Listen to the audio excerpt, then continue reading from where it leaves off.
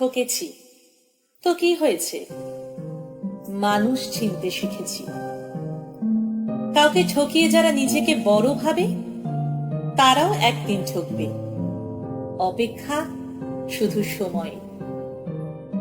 যে ধোঁকা দেয় সে চালাক হতে পারে, তবে যে ধোঁকা খায় সে বোকা নয়, সে বিশ্বাসী। প্রতিশোধ নেওয়ার কোনো দরকার নেই, শুধু চুপচাপ বসে অপেক্ষা করো।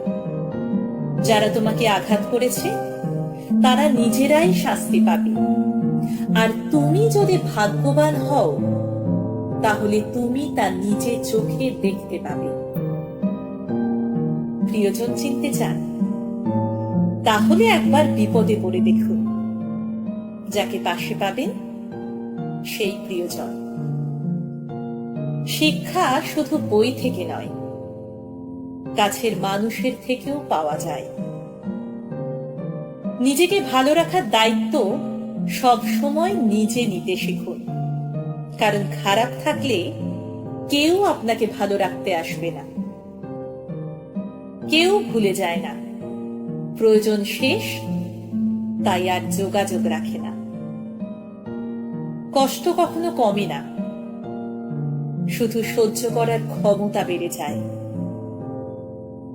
খুব আপনজনের কাছেও নিজের দুর্বলতা প্রকাশ করা উচিত নয়, কারণ খারাপ সময় তারা সেই দুর্বল জায়গাতেই আঘাত করবে।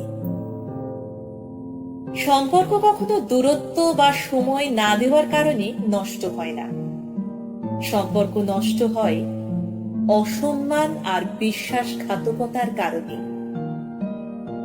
বেশি ভালো কখনো কখনো ভয়ঙ্কর হয়ে দাঁড়ায়। দুঃখে কারো নজর লাগে না, কিন্তু সুখে লেগে যায়। আমাদের সবচেয়ে বড় রোগ হলো লোকে কি ভাববে। শিখতে হয় মাথা নিচু করে, আর বাঁচতে হয় মাথা উঁচু করে।